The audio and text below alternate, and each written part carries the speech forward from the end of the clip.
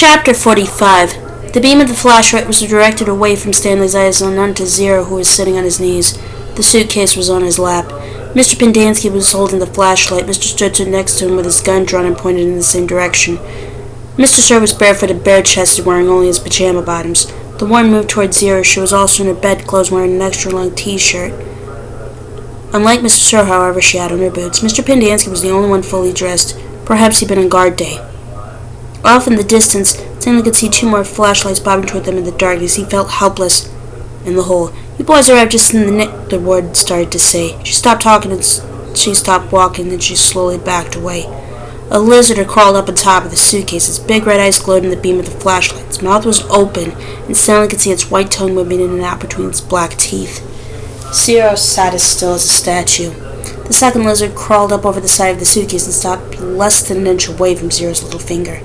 Stanley was afraid to look and afraid not to. He wondered if he should try to scramble out of the hole before the lizards turned on him, but he didn't want to cause any commotion. The second lizard crawled across Zero's fingers and halfway up his arm. It occurred to Stanley that the lizards were probably on the suitcase when he handed it to Zero. "There's another one!" gasped Mr. Pendanski, shining the flashlight on the box of frosted flakes which lay aside beside Stanley's bed. A lizard was crawling out of it. The light also illuminated Stanley's hole. He glanced down and he had to force himself to suppress a scream. He was standing in the lizard next. He felt the screaming explode inside him. He could see 6 lizards. There were 3 on the ground, 2 on his left leg and 1 in his right sneaker. He tried to remain very still. Something was crawling up the back of his neck. 3 other councils approached the area. Stanley heard one say, "What's going on?" and then whispered, "Oh my God." "What do we do?" asked Mr. Pendanski. "We wait," said the warden. "It won't be very long. At least we'll have a body to give that woman," said Mr. Pendanski. "She's going to ask a lot of questions.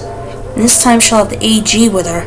Let her ask her questions," said the one. "Just so long as I have the suitcase, I don't care what happens. Do you know how long?" Her voice trailed up and started up again. "When I was little, I'd watch my parents take calls every weekend and holiday, too, even on Christmas." Stanley felt tiny claws dig into the side of his face as the lizard pulled itself off his neck and up past his chin. "It won't be long now," the one said. Stanley could hear his heartbeat. Each beat told him he was still alive, at least for 1 more second.